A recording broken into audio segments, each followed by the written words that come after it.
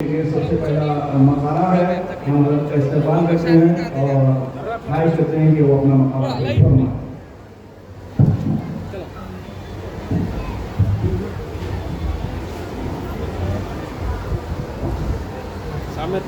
सामने हटो तो पीछे हटा। अच्छा कोई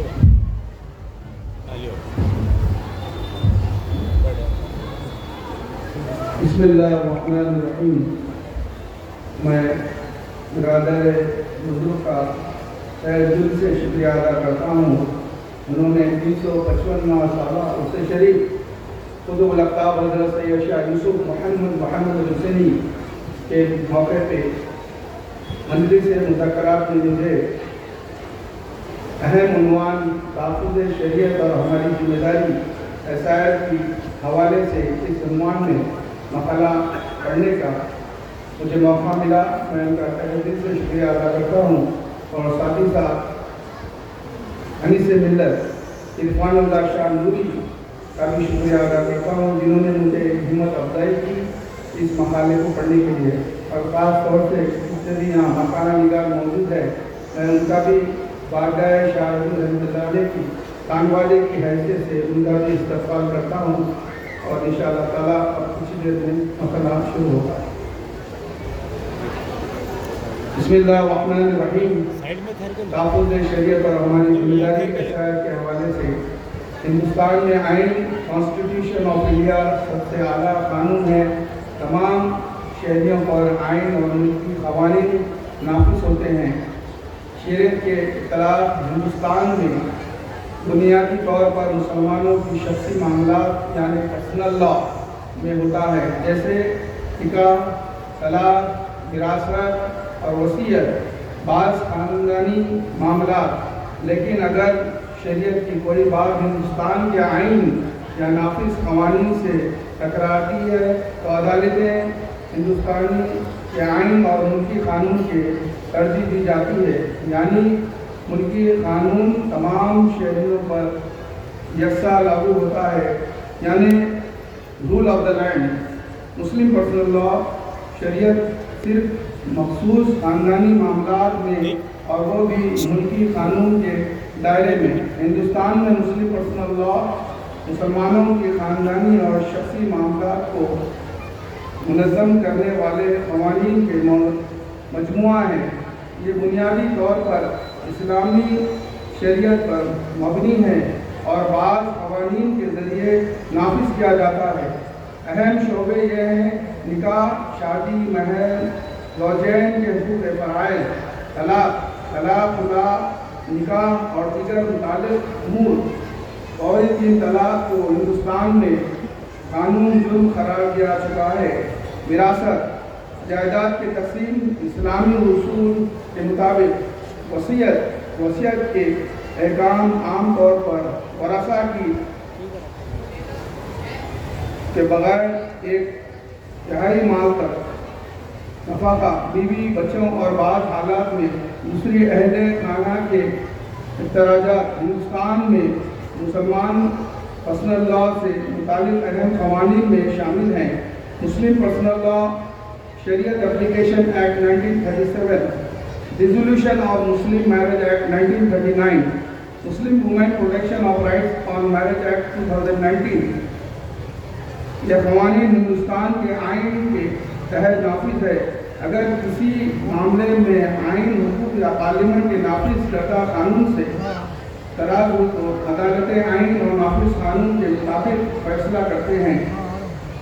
शहरियत, जो मेरा मौजूद है, शहरियत सिटीजनशिप सिर्फ किसी मुल्क के कानूनी रुकनियत का नाम नहीं, बल्कि इसके साथ कुछ हुकूक और जिम्मेदारियाँ भी वाबस्ता होती हैं। शहरी के अहम जिम्मेदारियाँ यानी सिटीजन्स के रिस्पॉन्सिबिलिटीज़, मुल्क के आइन और क़वानीन की पाबंदी करना, कौमी इत्तेहाद, अमन और भाईचारा को फ़रोग़ देना। दूसरी, शहरियों के हुकूक और आज़ादियान का एहतराम करना, अवामी अमला की हिफाजत करना, माहौल को साफ और महफूज रखना में तवान करना। ضرورت پڑنے پر ملک کی خدمت اور دفاع میں اپنا کردار ادا کرنا، ایمان ضرور کا ٹیکس ادا کرنا جہاں قانون لازم ہو، ووٹ ڈالنا اور جمہوری عمل میں ذمہ داری سے حصہ لینے کی کوشش کرنا۔ ہندوستان کی تناظر میں کانسٹیٹیوشن آف انڈیا کے آرٹیکل 51A میں شہریوں کے بنیادی فرائض فنڈامنٹل ڈیوٹیز بیان کیے گئے ہیں، جن کے مقاصد ذمہ دار اور باکردار شہری بنانا ہے۔ مختصر اچھا شہری وہ ہے جو اپنے حقوق سے فائدہ اٹھانے کے ساتھ اپنی ذمہ داریوں میں بھی ایمانداری سے ادا کرے۔ ہندوستان میں شریعت کا بنیادی قانون شہریت ایکٹ، سٹیزنشپ ایکٹ 1955 ہے۔ ہندوستان میں شہریت حاصل کرنے کے اہم طریقے یہ ہیں: پیدائش کے ذریعے، نسب، والدین کے ذریعے، رجسٹریشن کے ذریعے، نیوٹرلائزیشن، مقررہ محدود وقت تک قانونی رہائش کے بعد کسی علاقے کے بھارت میں شامل ہونے کی صورت میں۔ یہ قانون مختلف اوقات میں کئی مرتبہ تبدیل کیا گیا ہے، جن میں 1986 امینڈمنٹ ہے، 2003 امینڈمنٹ ایکٹ ہے اور 2019 کی ترمیمی نمایاں ہے۔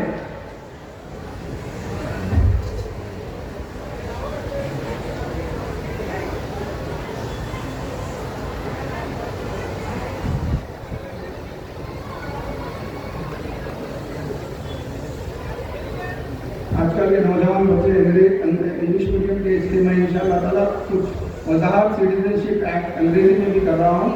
The Citizenship Act 1955 is a primary law governing the acquisition and termination of citizenship in India.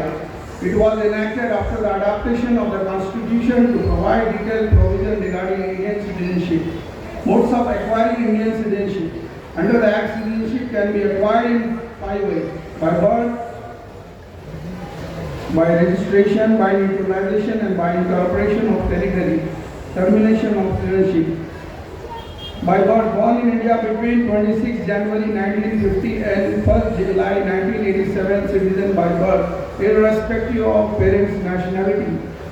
جو لوگ بہت پریشان ہیں سٹیزنشپ کے تعلق سے، وہ پریشان ہونے کی ضرورت نہیں ہے، کیونکہ قانون آلریڈی موجود ہے۔ 1955 سٹیزنشپ ایکٹ میں کہا جاتا ہے جو بھی انسان 26 جنوری 1950 سے 1 جولائی 1987 میں اگر وہ پیدا ہوا ہے، وہ خود بخود ہی انڈیا کا سٹیزن ہے۔ اور born between 1st July 1987 and 3rd December 2004, at least one parent must be an Indian citizen. Born on after 3 December 2004, one parent must be an Indian citizen and the other must not be an illegal migrant. By descendant, a person born outside India can acquire citizenship if one or both parents are Indian citizens. Subject to prescribed condition and registration requirement. By registration available for certain category of persons such as persons of Indian origin, spouses of Indian citizen and overseas citizen of India under specific condition. By naturalization, a foreign nation may become an Indian citizen after fulfilling the residence and other conditions prescribed in the Act. By incorporation of territory, when a new territory becomes a part of India, the government of India may specify who among its residents will become Indian citizens. Termination of citizenship. Indication, a citizen voluntarily gives up Indian citizenship. Termination automatically occurs if a person voluntarily acquires the citizenship of another country. Deprivation. The central government may prescribe a person of citizenship in certain cases, such as fraud in obtaining citizenship or disloyalty to the Constitution. Important amendments. The Act has been amended several times. Notably, 1986, tightening citizenship by birth provision, 1990 to allow citizenship by descendant to either parents, 2003. Introduced the concept of overseas citizenship of India, OCI, and defined illegal migrant 2005. Expanded OCI provision 2015, merged the PIL scheme with the OCI scheme in 2019. The Citizenship Amendment Act 2019, CAA, provided a pathway to citizenship for certain migrants belonging to Hindus. یعنی جو 2019 میں جو amendment میں ہوا ہے اس میں جو ہے ہندو، سکھ، بدھسٹ اور جین پارسی کے لیے جو ہے سٹیزنشپ دینے کے لیے اس کو امینڈمنٹ کیا گیا ہے. And remedies from Afghanistan, Bangladesh and Pakistan who entered India before 31st December 2014. The Citizenship Act 1955 regulates who is an Indian citizen, prescribes the process for acquiring and losing citizenship, forms the legal basis for matter relating to Indian national and citizenship.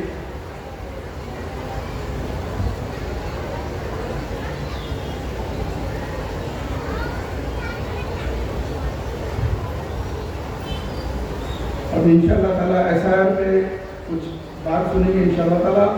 SIR खुसूसी जामे नज़र special intensive revision. SIR सिर्फ उन अफराद पर लागू होता है जिनकी उम्र 18 साल या इससे ज़्यादा हो, अपना नाम एसआईआर इंतखाबी फहरिस्त में शामिल करवाएं। के दो तरीके हैं, एक है तरीका मैपिंग है, एक तरीका है दस्तावेज जमा करना यानी डॉक्यूमेंटेशन किया जाता है। मैपिंग से मुराद 2025 की इंतखाबी फहरिस्त में मौजूद वोटर की तफसीलात को 2002 के इंतखाबात फहरिस्त में मौजूद तफसीलात से जोड़ना है।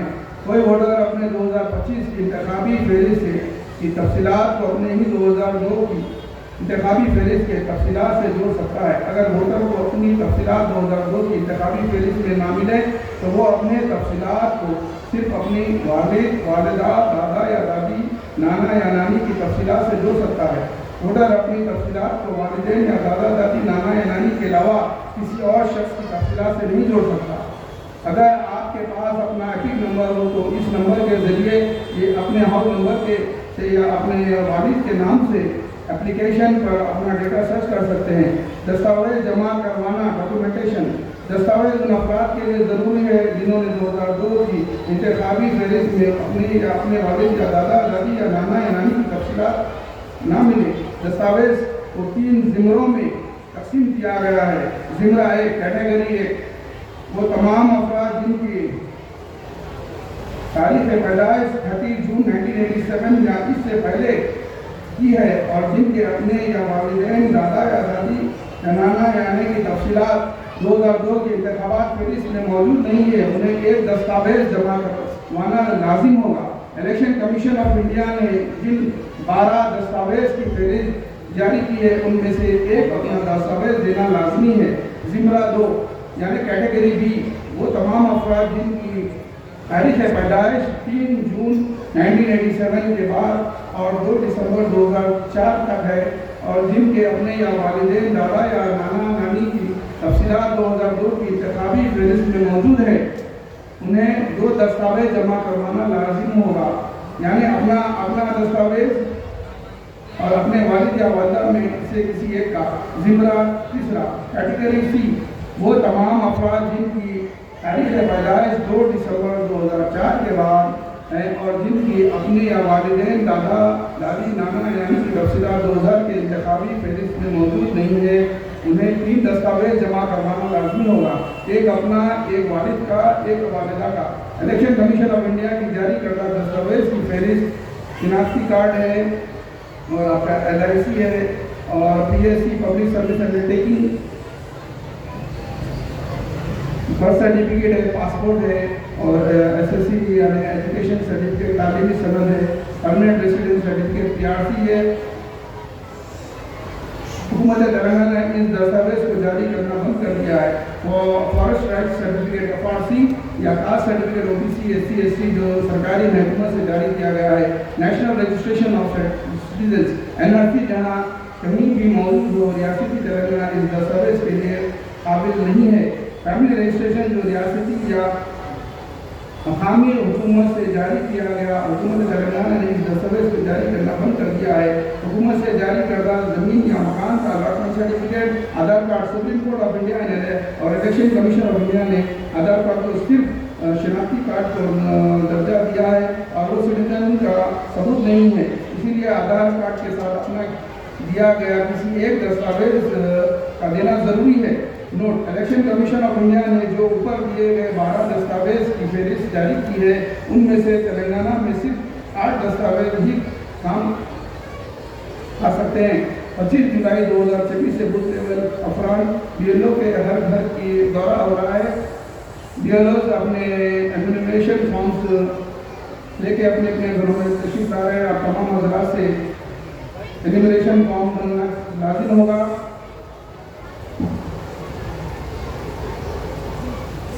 फॉर्म में कौन सी मालूमात दरकार है, आपको 2025 और 2002 दोनों इंतखाबी फहरिस्तों से अपना इंतखाबी तफसीलात दर्ज करना होगा। अगर मेरे पास मतलूबा तफसीलात ना हो, अगर इसी के बाद मालूमात ना हो, तो अगर आप पहले मरतबा वोटर हैं तो फॉर्म 6 यानी आप 18 साल के हो गए हैं तो आपको फॉर्म 6 दाखिल करना होगा। इकरारनामा डिक्लेरेशन फॉर्म पर फॉर्म करें, यानी मतलूबा इन्वेशन फॉर्म में भी दर्ज करें तीनों दस्तावेज declaration form, form 6, enumeration form BLO के पास जमा करें। अगर आप अपने वोट पुराने पते एड्रेस से नया पता पर मुंतकिल करना चाहते हैं तो फॉर्म 8 पर करें। शुमार कुंडी यानी एनिमरेशन फॉर्म भी पुर करें। दोनों दस्तावेज BLO को जमा करें। अगर आपके पास 2002 की इंतखाबी फहरिस्त की तफसीलात नहीं है, शुमार कुंडी यानी एनिमरेशन फॉर्म में सिर्फ 2025 के इंतखाबी तफसीलात दर्ज करें। ज़िमरा A, B या C के मुताबिक मतलूबा दस्तावेज मुनासिब करें। तमाम दस्तावेज BLO को जमा करें। अगर आपके पास 2025 और 2002 की मुकम्मल मालूमात हो तो ये तमाम मालूमात एनिमरेशन फॉर्म में इंदराज करें और BLO को पास जमा करें।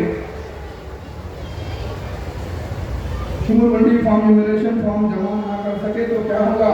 अगर आप मुकम्मल फॉर्म BLO को जमा नहीं करेंगे तो आपका नाम मसूदा इंतखाबी फहरिस्त में शामिल नहीं होगा। बाद आपके नाम 19 SR इंतखाबी फहरिस्त में भी शामिल नहीं किया जाएगा। आपके पास तमाम मतलूबा दस्तावेज मौजूद होने के बाद भी तजादात यानी एनोमलीज क्या है? एनोमलीज से मुराद इंतखाबी रिकॉर्ड में पाई गई गलतियाँ या तजादात हैं। दर्ज झेल सूरतों में वोटर को एनोमलीज लिस्ट यानी अगर किसी का नाम मिस्टेक है या किसी का जो है एड्रेस गलत है तो आपके जो एनिमरेशन फॉर्म में जो गलतियाँ हैं तो उन्होंने आपका BLO आपको जो है एनोमल लिस्ट में डाल देंगे। एनोमल लिस्ट में शामिल किया जा सकता है 6 से ज़ायद दर्ज होना, वालिद के नाम में अदम मुताबियत, वालिदैन और औलाद की उम्र में 15 साल से कम फर्क, वालिदैन और औलाद की उम्र में 50 साल से ज़्यादा फर्क, दादा नानी और पोता अमासे की उम्र में 40 साल से कम फर्क, एक ही वालिदैन के 2 औलादें में 9 महीने से कम उम्र फर्क। Note: election commission of India ने अब तक तजादात एनोमलीज ख़त्म करने के बारे में कोई हिदायत जारी नहीं है। इसीलिए ऐसे अफराद को चाहिए कि अपने मुतालिक दस्तावेज तैयार रखें। इन अफराद को नोटिस यानी अगर आपको कुछ मिस्टेक्स रहेंगे एनिमरेशन फॉर्म में तो आपको नोटिस इशू की जाएगी। दर्ज झेल अफराद को नोटिस जारी किया जाएगा जिनके नाम एनोमली लिस्ट में हैं, जिन्होंने कोई दस्तावेज दाखिल नहीं किया, जिन्होंने दस्तावेज को दाखिल किया है लेकिन उनकी तफसीलात इंतखाबी फहरिस्त से मुताबिक ना रहती हो, जिन्होंने सिर्फ आधार कार्ड दाखिल किया हो और कोई दूसरा लादार दस्तावेज नहीं दाखिल किया हो। नोटिस मिलने के बाद क्या अमल होगा? सबसे पहले मुताल्लिका वोटर को इलेक्टोरल रजिस्ट्रेशन ऑफिसर यानी PRO के सामने समाअत के लिए बुलाया जाएगा। अगर वोटर ERO के फैसले से मुतमईन नहीं हो तो वो डिस्ट्रिक्ट इलेक्शन ऑफिसर यानी DO के पास अपील कर सकता है। अगर DO के फैसले से भी इत्मीनान ना हो तो आखिरी अपील आपकी चीफ इलेक्शन ऑफिसर यानी CEO के पास होगी।